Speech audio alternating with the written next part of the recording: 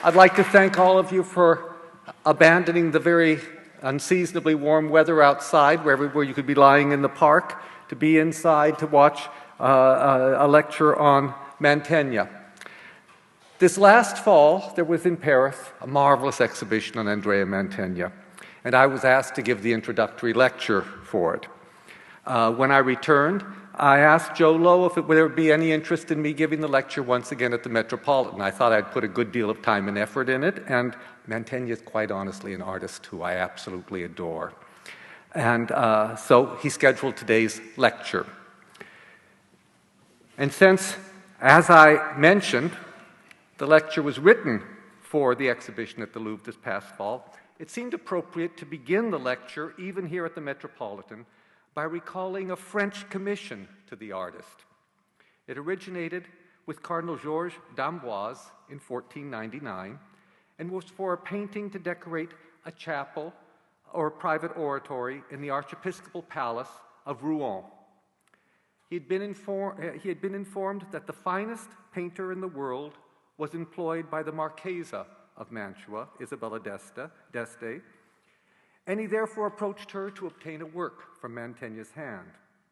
9 days later, we learned that he would rather own a devotional painting by Mantegna than earn 2,000 ducats, and a painting was sent a few months later. Such was Mantegna's fame and prestige, and the glory that attached to owning a work by him, that his paintings came to play a significant role in the diplomacy of the Gonzaga rulers of Mantua. For example, in August of 1502, following the conquest of Milan by the French troops of Louis XII, Francesco Gonzaga sent a painting to the general of the French army, Louis de la Trémouille. It is, he assured his correspondent, one of the most beautiful things Messire Andrea Mantegna has ever done. 14 years earlier, in 1488, Mantegna was sent to Rome by the Gonzaga family to decorate a chapel for Pope Innocent VIII in the Belvedere in the Vatican. This action, too, was part of Gonzaga diplomacy, and it represented a real sacrifice to them, because after all, they wanted Mantegna's help in planning the celebrations for the wedding of the Marchese with the new young Marchesa, Isabella d'Este. Not only that, there were the projects that Mantegna had left unfinished. Foremost among these was the Triumph of Caesar, and these are just 2 of the 9 canvases that have come down, and I'm showing them with a pilaster between them. The pilaster is an engraving after one of the original pilasters that would have been separated the canvases. Certainly this extraordinary project seems always to have been on Mantegna's mind. In 1489, writing from Rome, he told the Marchese Francesco Gonzaga that he hoped everything would be done to take care of the canvases, as he was not a little proud of them. The Marchese reassured him, noting, "As you say, they are worthy things, and we very much want to see them finished. For although they are works from your hand and your genius, we nonetheless glory in having them in our residence." No statement, I think, is more revealing of the new status an artist could achieve. Mantegna opens the age of competition for the service of great artists. Quite the opposite of the court conferring prestige on the painter, it was now the artist who lent luster to his patron. And indeed, without Mantegna and his successor Giulio Romano, what would our image of the Gonzaga family be today? What was it that explains the extraordinary status Mantegna enjoyed? A status that led the Neapolitan poet Sannazaro to describe him as the shrewdest and most ingenious of all artists. Giovanni Santi, Raphael's father and the court painter to Federico da Montefeltro, the Duke of Urbino, also ranked Mantegna above all other Italian painters, including an artist he knew personally and who we today put at the very center of Italian art, Piero della Francesca. Giovanni Santi actually tells us that when Federico, Piero's most important patron, visited Mantua, and this would have been around 1482, he was struck dumb, in se restare stupeficato, when he saw Mantegna's pictures and his singular art. Now, stupefatto, or speechless, is an extremely strong as well as significant word. It was, in fact, the highest compliment that could be paid to an artist, for it implied that in the typically humanist competition or paragone comparison between poetry and painting, in this instance at least, painting had triumphed, and mere words were not sufficient to describe what had been achieved. Giovanni Santi is quite specific about the qualities that earned Mantegna his supreme position. And although the passage is extremely well known to scholars, I think that this is the occasion to reassert what those qualities were. For if we are to do credit to this paragon of Renaissance painters, we must use the lens through which his contemporaries saw him, and not the aesthetics and values of a later period. I should add only that an exhaustive investigation of the critical fortune of Mantegna was undertaken by a young scholar named Giovanni Agosti, and it fully demonstrates that Giovanni Santi's views were shared by virtually all leading intellectuals in Italy. The first trait Santi alludes to is Mantegna's, quote, exalted and brilliant genius. It's a redundancy of praise that in this case at least is excusable, since Mantegna redefined the terms by which artistic genius would be identified and measured. Santi then lists what he considers the most important parts of painting, those universal indicators of genius, and I want to pass over these rather rapidly. First, there is disegno, the foundation of painting. By disegno, of course, he meant not simply draftsmanship, but the ability to give form to an idea. The balancing attribute was invention, which Santi calls a shining ornament. He meant here not simply draftsmanship, but the ability to actually illustrate a story, an idea, a concept. Invention is the ability to conceive an artistic or iconographic program around which to structure visual ideas. In his treatise on painting, composed in 1435, Leon Battista Alberti placed so much importance on invention that he remarked that the mere description of a well-conceived pictorial program gave pleasure, even without being represented. Invention was the area where painting and poetry, the visual world and the written world, were most closely allied, and their descriptive aims overlapped. Santi declared that had imagination completely withered and died out over time, it was reborn in Mantegna. Then there was the obligatory mention of Mantegna's mastery with the pen and the brush, by which Santi declared he not only equaled the legends of antiquity, but surpassed them. He was thinking of those Greek painters whose accomplishments are described by Pliny, Apelles, Zeuxis, and Parrhasius. As we shall see, this commonality of Renaissance criticism takes on new meaning in the work of Mantegna. As subcategories to this, Santi lists diligence or mastery of detail, and of course I think you can see that very well in this painting of the Adoration of the Magi, which is only about 18 inches tall, by the way. The beauty of color, and all that entailed in the representation of distances, what we normally call atmospheric perspective. Then there was Mantegna's ability through drawing to suggest movement, as in this marvelous study for the flagellation of Christ, and those extraordinary foreshortenings that, according to Santi, stupefy people, deceive the eye, and are the glory of art. Mastery of perspective, such as the marvelous sequence of columns in the floor, the pavement in this depiction of the death of the Virgin, is listed next by Santi. And this, of course, carried with it a concomitant of arithmetic, geometry, and a mastery of architecture. Each of these qualities could be found individually in other artists. What astonished Santi was that they were united in Mantegna and brought to a degree of perfection nobody had yet seen. Add to this that Mantegna also practiced relief sculpture and gave advice on architecture, and you have the paradigm for the universal artist. The building you see here is the house Mantegna designed for himself in Mantua, the outside, and its circular court, absolutely unique at the time. Mantegna made his debut on the walls of the Ovitari Chapel in Padua, the one 15th century cycle of frescoes that, had it survived the Second World War, would today enjoy a fame equal to that of Masaccio's Brancacci Chapel and Piero della Francesca's frescoes in Arezzo. What a loss its destruction is to our understanding of Renaissance art. Then there is his landmark altarpiece for the Church of San Zeno in Verona, the main panels of which are still in the frame conceived by Mantegna himself, and the three astonishing predella panels of which this is the center one of the Crucifixion. They are a tour de force of representation. Then there is the Camera degli Sposi, or the Camera Picta, in the Castello di San Giorgio in Mantua, compromised by its condition and a somewhat brutal restoration that took place in the 1980s, but happily still intact and visitable.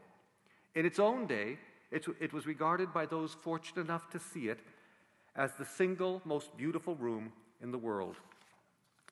A special place belongs to the 9 great canvases of the Triumph of Caesar, badly preserved, but still awe-inspiring in their installation at Hampton Court, near London.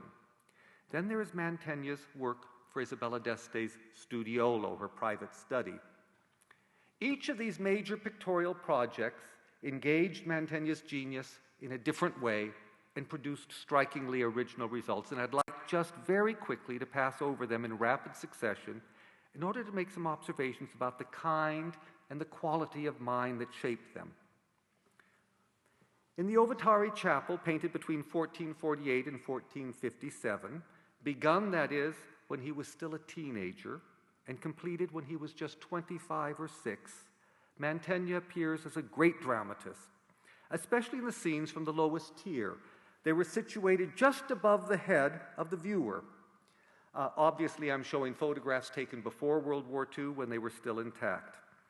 In one memorable scene, St. James is shown led to his execution by Roman soldiers. In the adjacent scene, he is beheaded. The fictive railing is attached, or is made to appear to be attached to the front face of the painted marble molding, so as to enhance the effect that St. James's head is about to drop into the space of the viewer. In both, the primary incident provides the point of departure for staging a drama of compelling complexity, in which the extras, so to speak, are as important as the principals in establishing a quality of compelling verisimilitude. The Golden Legend recounts how the apostle paused on his death march to cure a paralyzed man lying on the side of the road. Mantegna imagines this as happening just after James has passed through a Roman arch. Immediately, the scribe Josias, who had put a noose around James to take him to his execution, dropped to his knees to ask the saint's forgiveness. It's this moment of conversion of Josias that Mantegna shows. He boldly divides the composition into 2 contrasting halves, risking, one might have thought, a loss of narrative focus. But not for a minute. Rather, like a great filmmaker, he prefers a moving as opposed to a stationary camera. And he encourages the viewer's eye to pan the scene and to take in all of the action and the sweep of the set. Remember, the scene is situated just above the head of the viewer, who had to turn his head back and forth to take in the whole. In the left half, symbolically framed by a triumphal arch, we witness the responses of astonishment and disdain at the action of Josias. Mantegna sets this against a milling crowd of bystanders dropping back into space because the ground plane is sloped sharply downwards so that the vanishing point coincides with the height of the viewer. It's a device Mantegna employed in other works to draw us into the scene. In the other half of the composition, a secondary episode explodes, throwing the benevolence of the saint into striking relief. A soldier uses his lance to push back an infuriated man who delivers a sharp knee kick to the groin. The turbaned man shouts. Mantegna here takes up a topos of Renaissance praise, by which painting is said to be so excellent that it lacks only a voice. He gives his figure that voice. This confrontation is not a distraction. In a brilliant aside, Mantegna shows the balance of justice decorating the top of the fluttering banner, swaying precariously in the air, brilliantly framed by the zigzag of the foreshortened cornices of the building lining the street. People have been drawn to their windows by the commotion and observe the whole thing furtively. I hope you can see them staring out of the windows, and wonderful lady's head here. The houses are those not of ancient Rome, but of Mantegna's time. The viewer was clearly meant to experience the episode as an extension of his or her world. To call this scene, with its sweeping views, cinematic is not an understatement. Nor has Mantegna missed a detail. How much the worn shoes of Josias, exposed to us, look at the holes in them, tell about the life of a Renaissance scribe.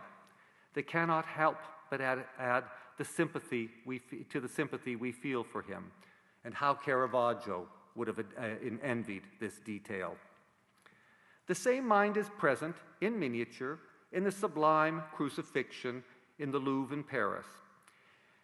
And in Paris, I was able to invite people to go into the exhibition and examine this masterpiece. Here, I would ask you to go upstairs and look at our masterpiece by the painter of the Adoration of the Shepherds. It's a work, the crucifixion that you see on the screen, that intrigued Degas as well as Matisse.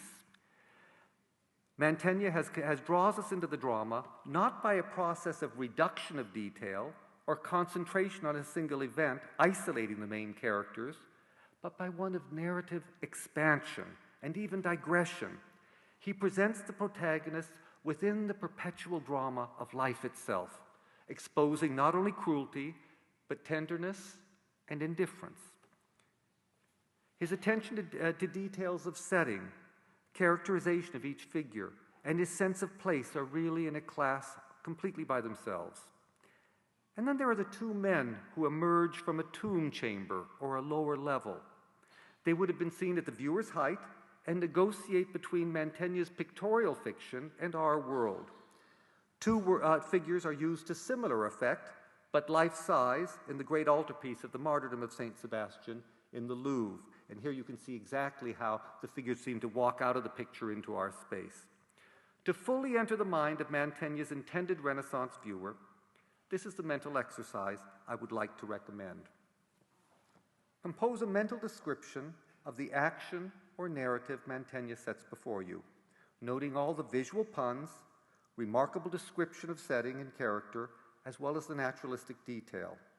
This kind of extended description of a picture is what was known in the Renaissance as an ekphrasis. It was a literary exercise that every humanist interested in the arts practiced, and it's the frame of mind Mantegna brought to his paintings. We can point to the artists who influenced Mantegna's vision of art, but in the end, they provided merely a point of departure, the catalyst for a highly original and a deeply personal vision. First, there were the bronze reliefs Donatello carried out for the Church of the Santo in Padua, where Mantegna grew up. With their high-pitched dramatic tone, complex layering of architecture, and extraordinary depth of expression. Second, there was the microcosmic world of the paintings of Jan van Eyck. Netherlandish painting was greatly prized and widely imported, and there's no question that Mantegna had seen a work by or after Van Eyck. Indeed, he had almost certainly seen this picture that I'm showing on the screen, which is by a follower of Van Eyck, and was in Padua by the middle of the 15th century. And third, the discursive approach to narrative painting by Iacopo Bellini, best seen in Iacopo's marvelous drawing albums in the British Museum in the Louvre in Paris. Mantegna knew these firsthand, since in 1453 he married Iacopo Bellini's daughter and became the brother-in-law of Gentile and Giovanni Bellini.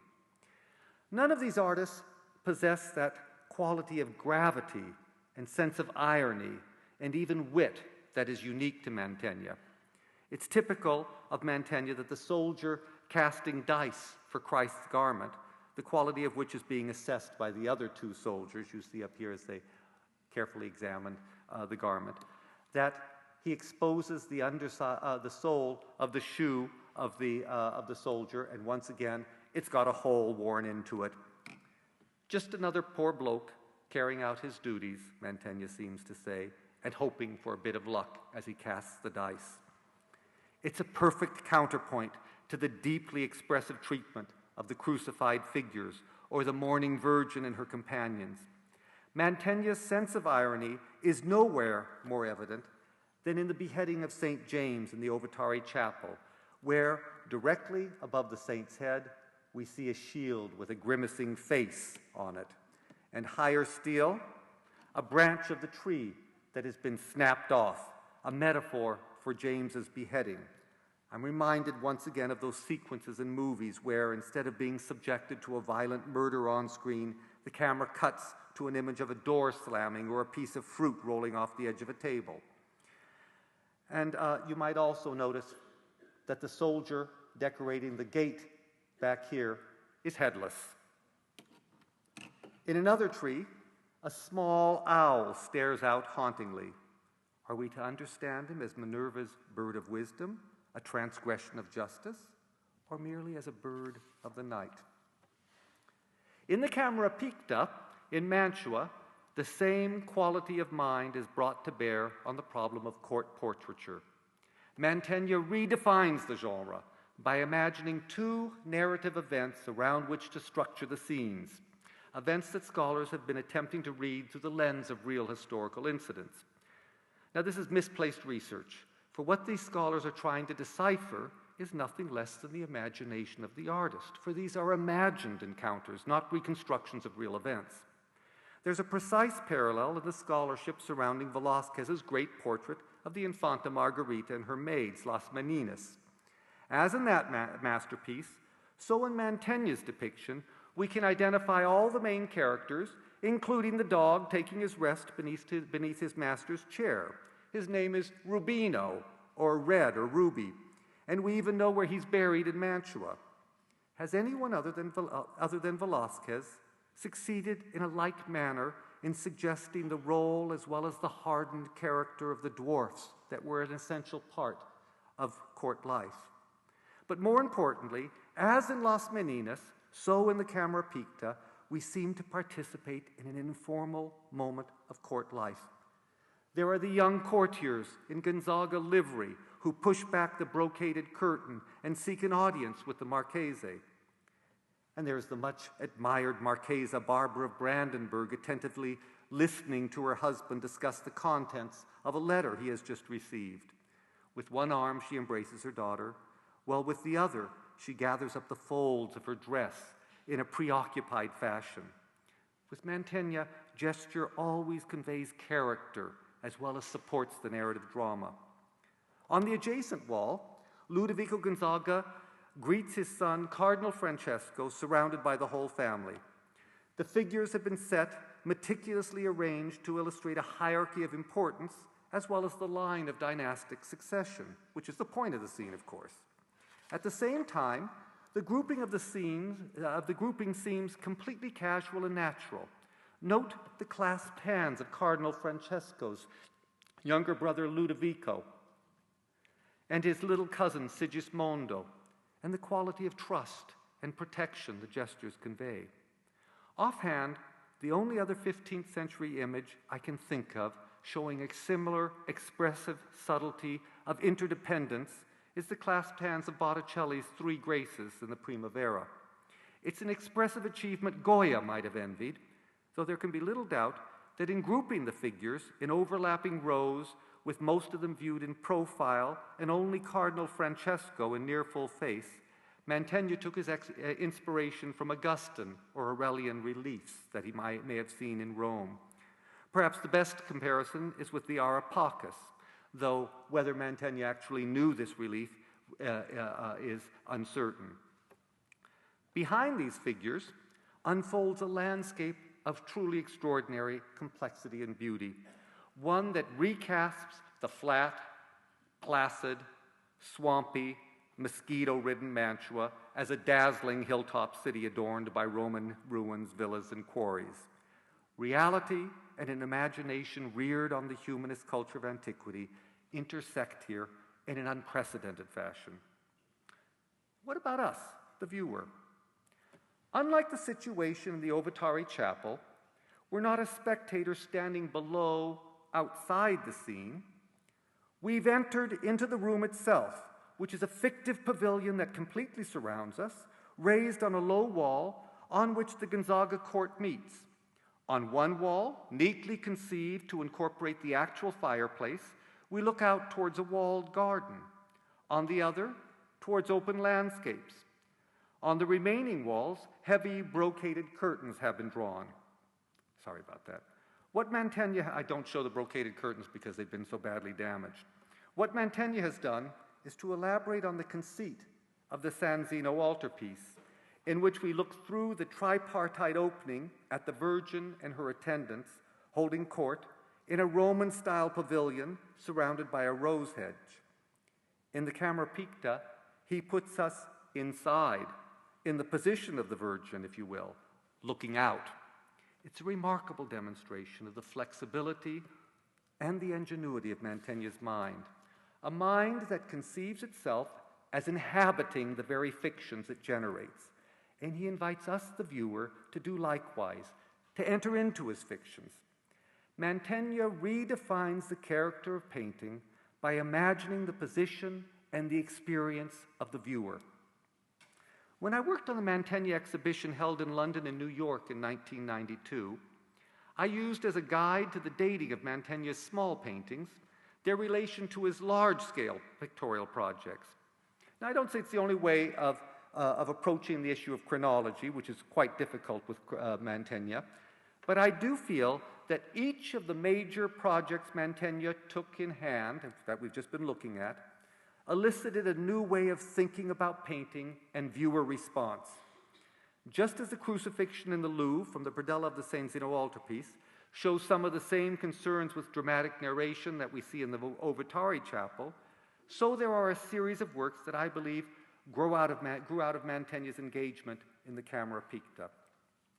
First, let's take a look at the stucco reliefs with gold mosaic backgrounds that Mantegna created on the ceiling of the room, a solution that may owe something to the precedent of the ceramic ceilings of Luca della Robbia in Florence, but in Mantegna's case is obviously intended to evoke imperial Rome. The ceiling seems to embrace Alberti's comment that what counts in the decoration of a building is not the expense, but the wealth of ingenuity displayed. Not only do the individual compartments pay compliments to the Gonzaga by showing busts of 8 Roman rulers, as well as mythological scenes of Hercules, Orpheus, and Arion, but they make a display of painting's ability to simulate sculpture, and in doing so, of course, to surpass it. The brush is greater than the chisel. It's the kind of dialectic that runs through Renaissance and Baroque art, right down to Annibale Carracci's use of feigned sculpture in his frescoed vault of the Palazzo Farnese more than 2 centuries later. It's Mantegna's ceiling that sets in motion this whole process. At the very center of the ceiling of the Camera Picta, painting trumps sculpture definitively by opening up to the viewer an oculus to the sky, an oculus that is surrounded by festoons of fruit that we are obviously meant to compare with the sculpted festoons that surround the Roman busts. In other words, these festoons compared to the naturalistically painted ones around the oculus. This is the world of the Renaissance paragone, or comparison of the arts, the arguments maintaining the superiority of sculpture over painting or of painting over sculpture that were rehearsed by every writer on art, and most famously by Leonardo da Vinci, and later still by Benedetto Varchi in Florence.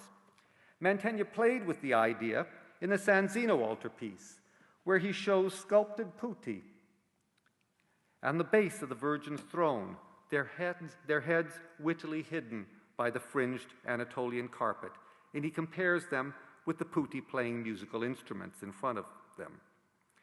Never one to let an idea go unexplored, Mantegna followed up his architectural invention in the Camera Picta with paintings that emulate both marble and bronze reliefs and that assert indirectly his mastery over a form of sculpture we've come to associate with Antonio and Tullio Lombardo in Venice, but that was explored in Mantua by Cristoforo di Geremia. And this is actually Cristoforo di Geremia's doorway to Isabella's studiolo, which was to contain Mantegna's paintings. And these are his carved medallions of shallow reliefs that Mantegna's painting emulates. On the other hand, the extreme foreshortening of the putti in the oculus though not their playfulness, must have spurred Mantegna to the creation of his most famous and haunting invention, the foreshortened Dead Christ in the Brera in Milan. As I think this comparison will show you, the same projection system was used for both. Like the putti, in the Dead Christ, the foreshortening puts us in a particular position and requires us to assume a particular attitude and response. The light-hearted mood of the ceiling, which is conceived as a scherzo, a pictorial joke, becomes serious tragedy in the Dead Christ, and we are invited to anoint Christ's feet with our tears, even as Mary Magdalene did. Again, a mobility of mind and a desire to rethink traditional imagery based on ideas growing out of a particularly demanding commission. These two marvelous paintings of the Madonna and Child must also have been painted while Mantegna was working on the Camera Picta, and they take up the issues of portrait-like verisimilitude in religious painting. I actually believe that one of them, the Madonna and Child in Berlin, was painted while Mantegna was working on what might be thought of as the more informal and domestic wall, showing Ludovico and Barbara of Brandenburg, while the other is more closely related to the second wall with its much more formal, tighter organization. In both, Mantegna has reconceived the subject of the Madonna and Child in terms of portraiture. We feel in the presence of a real mother and a real child. One child sleeps, and his little hand moves involuntarily as he dreams. The other infant is in the early stages of teething. In both, the affection between mother and child is described in hauntingly believable and tender terms. I've always been fascinated how Mantegna seems to have been attentive to the risks of painting a devotional image in such strikingly human terms, that is, slipping into mere genre painting. And he avoids this by maintaining a mood of melancholy and gravity, and also by simulating gold brocade and moiré on the Virgin's cloak. It's a naturalistic way of referring back to those gold striations we find on the clothes of saints in Byzantine icons. And all of this moiré patterning, this watermark on the Virgin's cloak, is done in gold. Mantegna's art has often been compared to that of his brother-in-law, Giovanni Bellini, and it's sometimes even said that his pictures lack in feeling and humanity. I've never been able to understand this comment because nothing could be further from the truth. It's important not to confuse a certain sternness and gravity with a lack of humanity or depth of expression. What a change in emotional tenor when 2 decades or so later he painted the Holy Family on the screen from Dresden. Alas, somewhat raw after being cleaned a few years back. It takes the terms of Roman funerary reliefs and instead of portraiture as its point of comparison.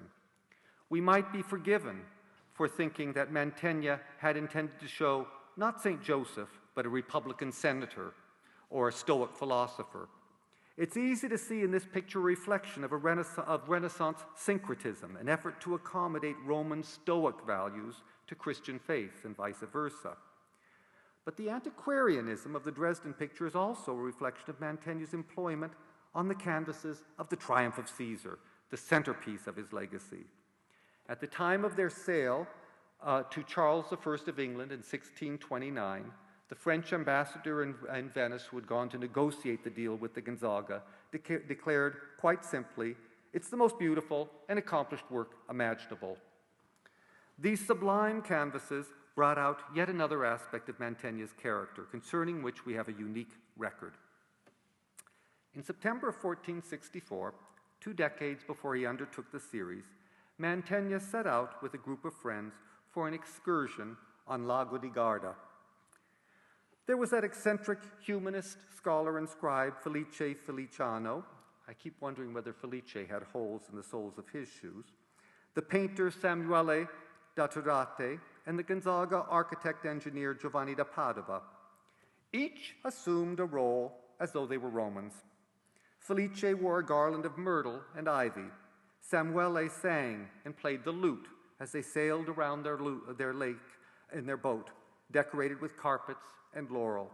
They explored the islands for classical inscriptions and monuments. One monument they identified as a shrine to Diana and her nymphs.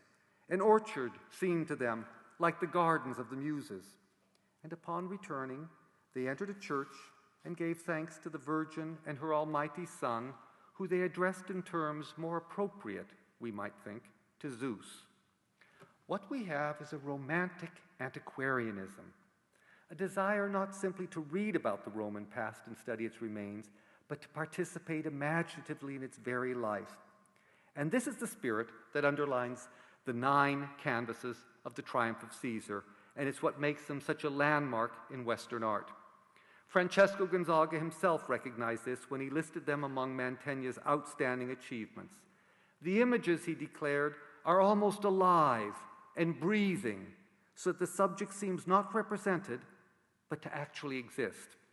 Well, the effect must have been truly astonishing when they were installed in a room above eye level, so that the viewer was confronted with a veritable parade, its various parts viewed through a screen of classical pilasters.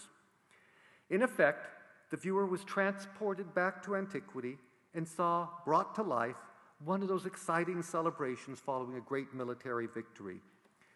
There were the grand scenes in which the booty was carried through the streets.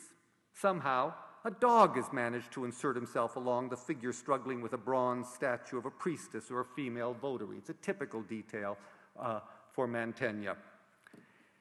In the canvas showing the bearers of precious objects and trophies of armor, the pace seems to pick up, and the effect of figures moving across the canvas is irresistible.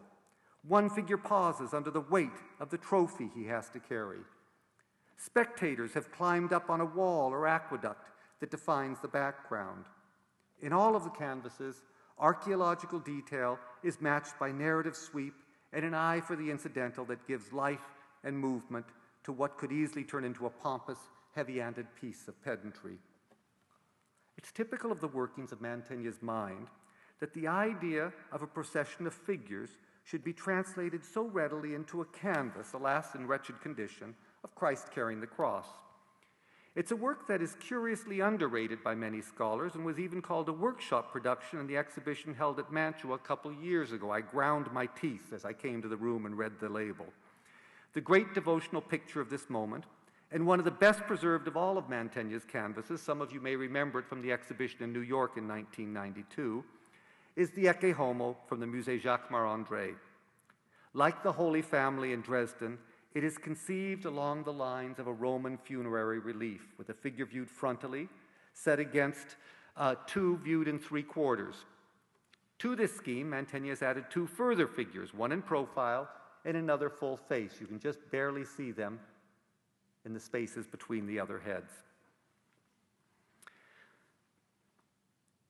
They're depicted in the pictorial equivalent of rilievo schiacciato, or very low relief. And the beautifully lettered inscriptions, conceived as pieces of paper, juridical indictments really, that seem to have been affixed to the frame with red sealing wax. We see both Mantegna's love of Roman letters and his desires, through the use of inscriptions, to quite literally put words into the snarling mouths of Christ's accusers. As I hope you've gathered, nothing in Mantegna's art is casual. It demands and repays the closest viewing. It requires an engaged viewer.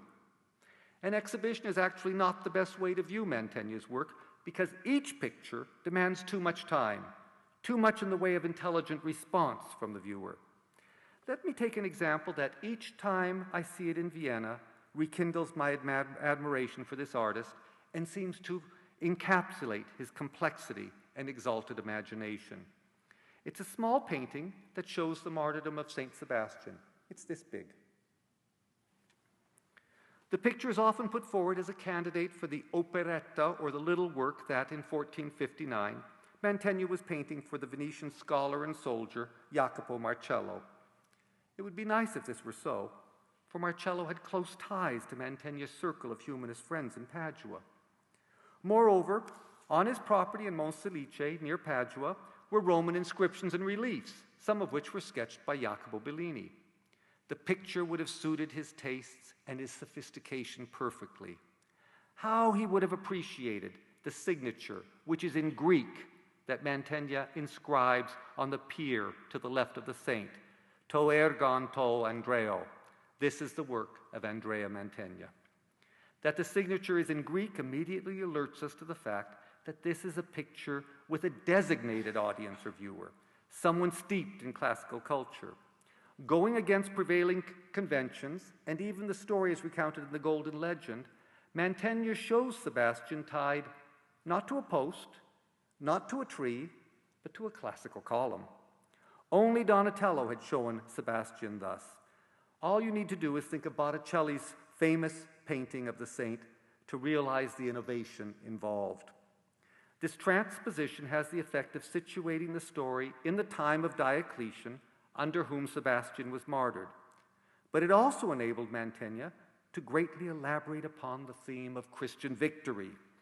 We recognize that Sebastian is not merely tied to a column, but to a column that is part of a dismantled arcade in what I take to be a Roman basilica, that is to say, a ruined tribunal or place of judgment.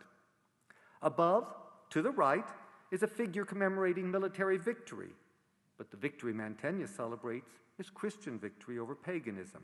After all, Sebastian belonged to the Praetorian Guard. And around the saint are depicted with meticulous care broken pieces of sculpture, including a Bacchic relief with putti and grapes. But of course, the beauty with which these archaeological fragments are painted partly undercuts the message of Christian victory, for we are invited to admire the artist's skill at painting sculpture as well as living flesh. And I think here the juxtaposition of the sculpted foot with Sebastian's blood-stained one is very much to the point.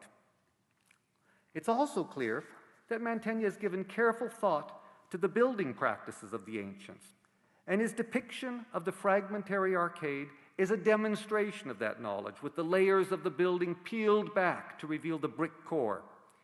Vitruvius, our main source on Roman architecture, actually discusses this sort of construction and the measures one must take to avoid deterioration. We note then that the signature is not part of the original building. It has been incised onto a lower layer of marble. You'll see that it's cut off by the marble in front of it. It's a piece of reused stone, if you will. In this way, it signals the artist's presence in a pre-Roman world, and this self-identity with the great Greek artists whose work is known to us only by literary notices and by sculptural fragments. The Contrapposto pose of Sebastian is an obvious emulation of the fabled work of Polyclitus, who, we are told by Pliny, first conceived of the idea of, quote, making statues throwing their weight on one leg, thereby establishing a universal canon. But it's also the equivalent to a rhetorical figure or metaphor of suffering, the first such I can think of in Renaissance art. In subsequent centuries, we become inured to this sort of rhetorical, expressive device. It's repeated ad nauseum following the discovery of the Laocoon in 1506. I'm thinking, for example, of the work of Guido Reni and the writing of Lessing. But it was a novelty when Mantegna painted his picture. Here, then, is Giovanni Santi's true successor of the ancients, someone worthy indeed to inscribe his name in Greek. Then, beyond the shattered walls of the building, in the landscape, we make a shift, for the archers walking on the path are in contemporary garb, and they lead us into a landscape with, on one side, a hill littered with classical monuments, and on the other, a lake with boats ferrying back and forth to a fortified city. In short, we're taken into a world in which past and present coalesce, a world of the imagination. Very much to the point, in the upper left, Mantegna draws an intentional comparison between his creative skills and those images that, on occasion, nature makes in passing clouds, images made by chance. And here you see the horse rider in the clouds. This was a common theme of Renaissance criticism, in which the artist's ability to create is compared to nature's. Mantegna includes such images again and again in his work. Of course, chance images and the artifacts of man are really very unlike. For as Cicero rightly noted, and I quote, "No perfect imitation of a thing was ever made by chance." And that, of course, is what Mantegna is most interested in: perfect imitation. The puffy, indistinct forms of his horsemen in the clouds could not be more different from the hard, sharp delineation he offers us, a delineation very much enhanced by his insistence on the contour line. This, in painting, is the high watermark of refinement, writes Pliny, and the unique achievement among the ancients of Parrhasius. I'm reminded of William Blake's observation on a drawing that he made of Ruth. Quote, "How do we distinguish the oak from the beech, the horse from the ox? But by the bounding outline. How do we distinguish one face or countenance from another, but by the bounding line and its infinite inflections and movements? What is it that distinguishes honesty from knavery, but the hard, wiry line of rectitude and the certainty in the actions and the intentions? Leave out this line, and you leave out life itself." Well, Blake, it seems to me, is the best entrance into the hard, lapidary, intellectually complex and demanding world of Mantegna. May I add just one aside to Mantegna's comment on the creative powers of the artist? It occurs on the throne of the great late altarpiece of the Madonna della Vittoria in the Louvre, where we see 3 scenes about the creation of Adam and Eve. That on the left gives us a fragmentary view. Here you see Adam being tempted, and the one I want to refer to is this one, quite difficult to see in the image. Gives us a fragmentary view of God modeling Adam out of clay, a representation as rare as it is faithful to the Bible, which says that God created man from the dust of the earth. I've already alluded to Mantegna's constant visual reference to the paragony or comparison between sculpture and painting, and you may recall that, according to Giovanni Santi, Mantegna sculpted. There's good evidence that, like Piero della Francesca, Mantegna modeled little figures to study poses he intended to use in compositions. Surely this detail is not only a singular illustration of Genesis, but a comment on the God-like character of artistic creation. God as artist, artist as godlike. The divine nature of creativity was much discussed in the Renaissance, and it's a recurrent theme in Michelangelo's poetry. I wonder if those constant references in Mantegna's art to figures in quarries, carving marble columns or sculpting idols, as we see in the background of this extraordinary picture of Christ supported by 2 angels, are not yet further comments on these themes. On the one hand, they attest to the artist's fascination with what we might call the culture of marble, a fascination that led to his paintings being criticized by his first teacher, Squarcione, for their stone-like quality. It's a criticism that was to be leveled 2 centuries later at Poussin, another artist obsessed with the legacy of the ancient world. On the one hand, in these pictures, Mantegna seems to contrast his mastery of the brush with the manual labor of those who work in stone and marble, a theme that Leonardo was to express powerfully in his arguments for the superiority of painting over sculpture.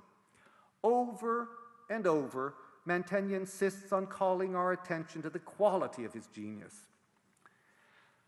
Well, to discuss Mantegna's place in the Renaissance, and as you can tell, I think it's a very central place, without at least saying a few words about the engravings associated with him is impossible.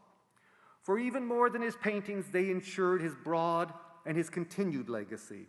And it's in them that he affirmed most uncompromisingly his belief in that hard, wiry line of rectitude, disegno, the foundation of Italian art. For our discussion, we need to make a distinction between 2 kinds of engravings. The first are reproductive engravings, publicizing famous paintings. This is obviously based on the triumphs of Caesar. And one thinks in this genre of the engravings after Leonardo's Last Supper, Raphael's frescoes in the Vatican, Michelangelo's frescoes in the Sistine Chapel. The prints after Mantegna's Triumph of Caesar fall distinctly into this category, and he did not make them. However, for our purposes, greater interest attaches to those engravings that reproduce drawings or designs by Mantegna, compositions that were never intended to be translated into paint, but were made specifically to be engraved.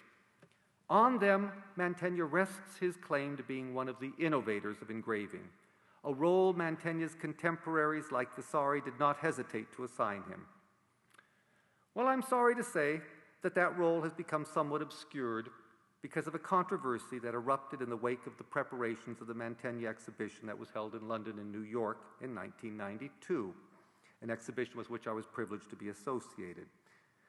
The two people cataloging the prints reached opposite conclusions about Mantegna's involvement in printmaking. Their common point of departure was the recognition that most of the prints based on his designs were made by professional printmakers. But until then, there had also been a consensus of opinion that the 7 finest prints had actually been engraved by Mantegna himself, and that he, in consequence, played a crucial role in the history and technique of printmaking in Italy, comparable to that of Schongauer and Dürer in Germany. The debate was fueled by an overly narrow, to my mind, attitude toward authorship, one that would have seemed anachronistic to the Renaissance mind, and that overlooked the fact that the technical innovations of these engravings had to have been conceived by Mantegna, regardless of whether he actually held the burin or not. On the matter of who one of his collaborators won, new information has emerged in the form of a document, an absolutely fascinating document that was discovered 8 years ago and completely transformed our knowledge of Italian printmaking. In 1475, Mantegna made a formal arrangement with a goldsmith named Gianmarco Cavalli to engrave copper plates after his designs. Now remember that in the 15th century, engraving was part of the goldsmith's trade. According to the stipulations, Mantegna was to retain the plates engraved by Gianmarco, and heavy fines would be levied if the terms were not met. One passage runs as follows. Item. The same Giovan Marco promises Messer Andrea, both for himself and for his heirs, that he will not show the designs in plates, nor allow said designs to be copied by anyone without permission from Messer Andrea, under penalty of being fined 100 ducats. So much for a casual attitude towards the process of printmaking. As it turns out, we know that a core group of these plates were retained by Mantegna his entire life and then passed on to his son Leonardo. They appear in an inventory of Leonardo's effects in 1510. What this establishes very clearly is the importance Mantegna attached to what today we would call intellectual property. And I'm convinced that a notorious incident that took place in Mantua in 1475 and involved another printmaker, one who made no formal arrangement with Mantegna, who got involved in printmaking for another artist, and who was in consequence beaten up by hired thugs and accused of sodomy by Mantegna himself, was also about intellectual property and the extremes which Mantegna was willing to go when he felt someone was stealing his ideas. This is sort of the bad side of Mantegna's character. He was one tough man. In the event that Gianmarco was still on good terms with Mantegna 30 years later, and this is quite an extraordinary event, I think there can be no doubt that Gianmarco was responsible for translating at least some of Mantegna's designs into engravings. To him, we may owe prints such as this marvelous one of Hercules and Antaeus, and this one is actually in the Metropolitan's collection, as well as this one of the Four Dancing Muses. They were actually engraved on the front and back of a single copper plate that is listed in the 1510 inventory I already mentioned. But is he also responsible for these engravings, showing the flagellation of Christ and the descent into limbo? Once again, they were done on the front and the back of the same copper plate, and they're listed in that 1510 inventory. Now, the reason the matter is of interest is because although the designs for these engravings are wonderfully inventive, clear misunderstandings have taken place. What a marvelous invention to frame the flagellation by a door opening through which we view the event, and to stage the action in the background with two observers partly cut off in the foreground. But the figures are rendered somewhat schematically, and the engraver lost his way when it came to finishing off one of the columns. You'll see perfectly well the column starts up here, but it never seems to make it to the ground. In the end, the project was abandoned, and the print is, in fact, unfinished. The problems encountered are fully explained in the second engraving, showing the descent into limbo. Because in this case, an autograph drawing by Mantegna survives. It's one of the treasures of the École des Beaux-Arts in Paris and has the distinction of being on vellum. And this is the drawing, this is the print.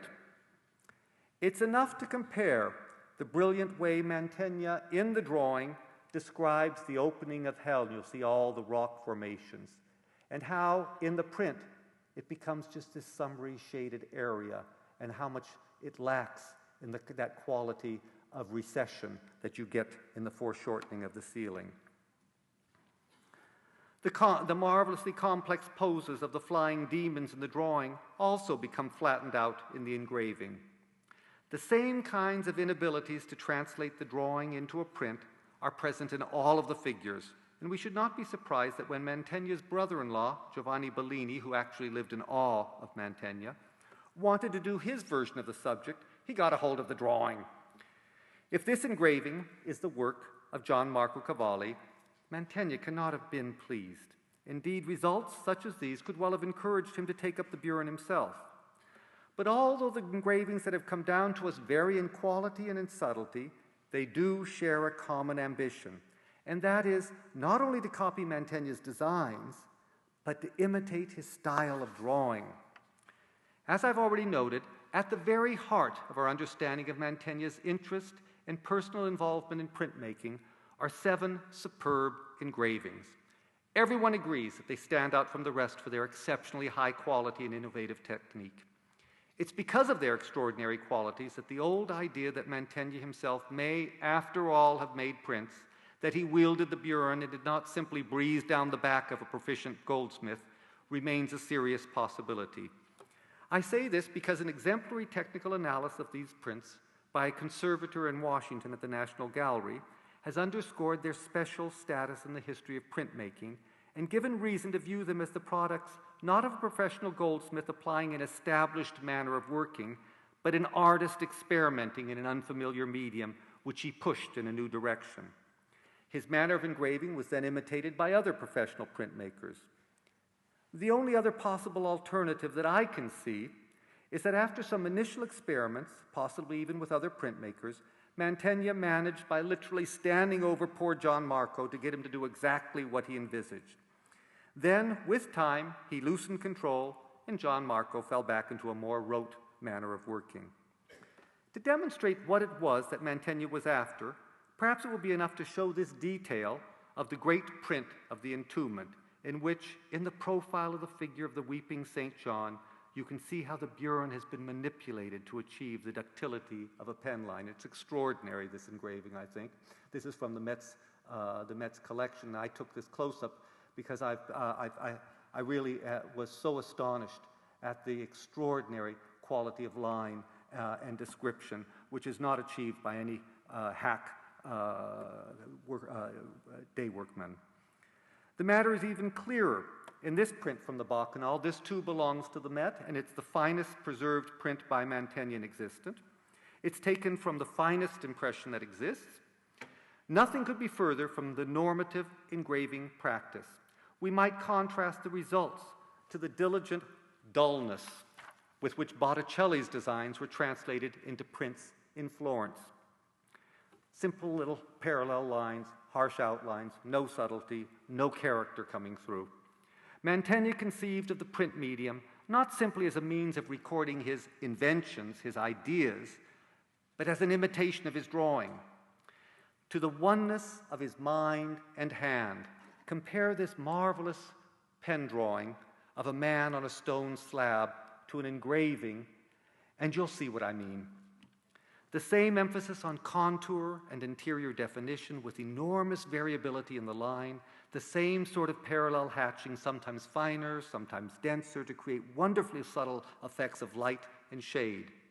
So whether Mantegna made these prints himself, as I still tend to believe, or whether he found in Gian Marco or someone else a person who he could get to realize his intentions, what we have is a revolution in the history of printmaking, the impetus of which clearly came from Mantegna himself. In the most important sense, he's the author of these prints, and of their innovative style. But of course, the importance of these prints goes well beyond their technique and style.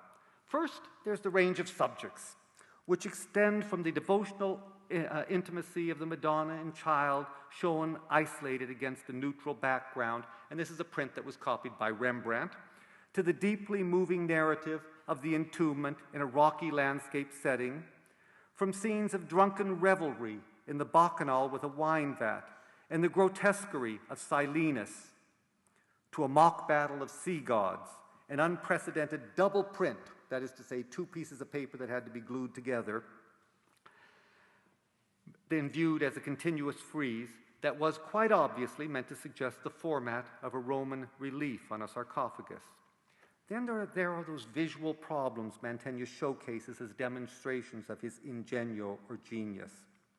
Thus, in the engraving of Christ, flanked by Longinus and St. Andrew, we have three figures viewed from below, di sotto in su, with their feet overlapping the edge of the podium, and a cross angled so as to project out of the picture plane and exercise an illusionism. There's a constant emphasis of figures viewed in complex, often foreshortened poses. In the entombment, we have a brilliant illustration of an Albertian historia or narrative painting. This was demonstrated some years back by Michael Baxendall, who noted all the correlations with Alberti's recommendations in his treatise on painting. There are 10 figures, with the grieving St. John isolated to one side. It's Alberti's choric figure, whose response serves as an emotional cue for us, the viewer. His face, contorted by grief, is marvelously contrasted with another grieving figure who covers his face with a cloth, an obvious allusion to the ancient painting by Timanthes mentioned by Pliny and Alberti. Timanthes' painting illustrated the sacrifice of Iphigenia. We're told that to express the inexpressible, the grief of Iphigenia's father, Timanthes hit upon the idea of showing him with his head covered with the veil, and thus, as Alberti says, he left more for the onlooker to imagine about his grief than he could actually see with his eye. I wonder if Mantegna also wished to compete with Roger van der Weyden, who painted a triptych for Ferrara, Alas, It's Lost, of the deposition from the cross with weeping figures. And I'm showing Roger van der Weyden's famous painting in the Prado in Madrid. Then there's the dead Christ, with his limp limbs borne with obvious effort by two men. They provided the starting point for Raphael when he painted his entombment some 30 years later. There's the woman with outflung arms derived from a sarcophagus of the dead Meleager that Donatello had already included in his great marble relief in the Santo in Padua. And there's the wind-blown drapery Alberti so prized, as it allowed the underlying forms of the body to be described. It is typical of Mantegna that he should have invested the subject with so many signifiers of artistic accomplishment, all of which also enhance the tragic mood of the engraving.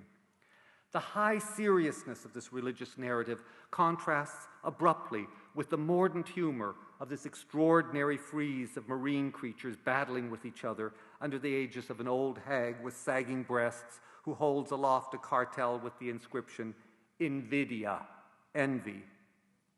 But envy of what? A statue of Neptune stands on the shore amidst the rushes that border the shallow marsh. It is rotated so that the god sees nothing. He's turned his back on the scene. Indeed, his head is also turned away from what appears to be a circular mirror that would have allowed him to observe the fracas indirectly. Or is the mirror rather an emblem of art as the mirror of nature? Whatever the specifics of the allegory, and it does not seem to be based on a single literary source, what is apparent is the ridicule Mantegna heaps on the sea gods and their companions, who use clusters of fish to beat each other. One holds up a bull skull as a shield. It's like a brawl among students in an American college fraternity. Envy, the print seems to say, leads to folly that even the gods refuse to observe. If we look at the Bacchanal, we sense the same scathing wit at work. There are the infants who have passed out after drinking too much, while a still sober companion climbs up the side of the barrel, placing one foot on a spigot with a notably phallic shape. The comic pair at the right celebrates in drunken fashion. One is a sort of fool or court jester who wears bells on his ankles and whose legs are adorned with acanthus-like foliage. It's a highly original and intentionally ridiculous concept. His companion has leafy hair, wears a goat skin, and blows through a ram's horn. Then there's a lascivious figure who takes advantage of an inebriated youth. Look at Mantegna's brilliant description of character and motive, the contrast of the two mouths, one unconsciously hanging open in slumber, the other forming a lascivious grin, or the contrast between the coddling hands of the seducer and the limp, defenseless ones of the youth. Bacchus, shown young, ideally beautiful, with his right hand resting on a cornucopia of grapes, reaches up to claim his wreath of victory, which is offered him by an unlikely pair, an older man sitting on the shoulders of a Hercules-like figure wearing a lion skin. There can be little doubt that in creating these engravings with classical themes, Mantegna was inspired by Roman sarcophagi. Indeed, the pose of the Bacchus can be traced to a specific prototype. But Mantegna has transformed them into moralizing allegories, and he has subverted the language of classicism to his own end.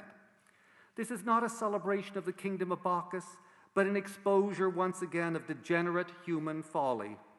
Like Poussin 2 centuries later, Mantegna appropriates the terms of the ancient world only to subvert them to his own high moral purpose.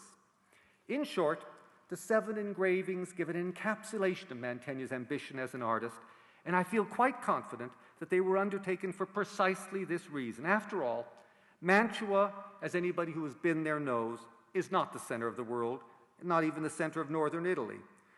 Mantegna must have worried that whatever prestige attached to being the court artist of the Gonzaga carried with it the downside of working in an out-of-the-way town on projects that few people would likely see.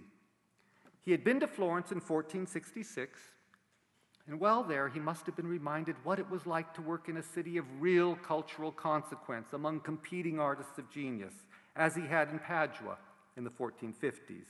He must have seen the burgeoning printmaking activity in the city too, including, quite possibly, Palaiuolo's Battle of Nude Men.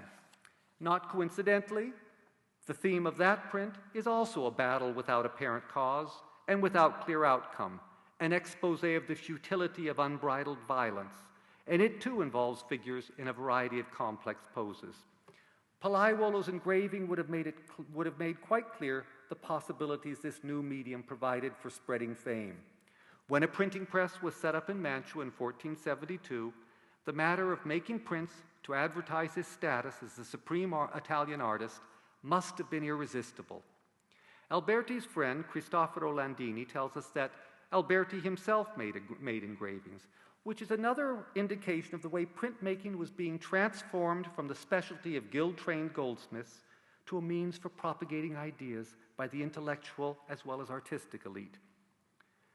Mantegna's persistent tendency to moralize, to use art not only to depict ideal cityscapes for human activities, but to characterize the follies of humankind, does not always receive the attention it deserves. But surely, it's one of the outstanding traits of this most extraordinary artist. I think there's no more poignant example of this than this extraordinary drawing in the British Museum. Some of you might remember it came to the Met in 1992. It is not uniformly finished, but its use of color and a black background demonstrate that it was intended as a finished work of art, and that it was meant to remind its owner of those antique cameos and intaglios that were so prized by connoisseurs. That it was later translated into an engraving is an index of the admiration the invention inspired. Because of the existence of the engraving, alas, not one of those over which Mantegna exercised any guiding control, we know that the drawing preserves only the upper half of a larger composition. What we see is humanity under the reign of ignorance, shown as an obese woman seated on a globe holding a rudder, attributes of the vagaries of fortune. The globe is supported by three-legged sphinxes, and alongside them are sacks of money. Ignorance is advised by ingratitude, who is shown blindfolded, as well as by avarice, She is the skinny old woman with sagging breasts and pointed ears, and her resemblance to the figure of Envy in the Battle of the Sea Monsters is hardly coincidental. Beside them burn branches of laurel, the traditional symbol of virtue and merit. Mantegna has inscribed the drawing, Virtus combusta, virtue set ablaze. To the left, a group of figures grope their way only to fall into a pit. I'm sure many of you will be reminded of Bruegel's famous painting of the blind leading the blind, for the nude female figure is indeed blind. She's guided to her fate by a figure with ass's ears, error, and is encouraged by a satyr with webbed feet and bat's wings playing bagpipes, lust. Another man has a cloth tied over his head and holds a dog on a leash. Is he fraud? In the pit below, and here we move from the drawing to the print by Giovanni Antonio da Brescia, the bodies have piled up. To one side, we see a woman transformed into a laurel tree, virtue deserted amidst the thorns and ruins of civilization. It's an image Mantegna derived from a dialogue written by Leon Battista Alberti. One of the discarded marble blocks is inscribed with letters that ominously declare, "Ignorance is always opposed to virtue." We know Mantegna attached a personal meaning to this idea, for he voiced it in letters to Francesco Gonzaga. But to the right, Mercury, the inventor of the arts, the god of eloquence and logic, arrives, and like a figure of Christ at the gates of hell, he reaches out and rescues one of the victims of ignorance. It's a remarkable invention. The voice assumed is both proud and cynical, seeming almost to take more pleasure in the scathing description of the blind and ignorant than in their rescue. You know, we're prone to think of the Renaissance in terms of optimism and the progress of the human spirit, rather as Jacob Burckhardt framed the period in the 19th century. But both Leonardo da Vinci and Mantegna cast a far more critical and pessimistic eye on the world around them, and what they saw was ignorance, folly, wantonness, and a lack of recognition of real genius. One can almost hear a whining tone. It's this biting, critical, but exalted mind that gives the art of Mantegna such an extraordinary edge, very much, I think, an artist for our time. Thank you very much.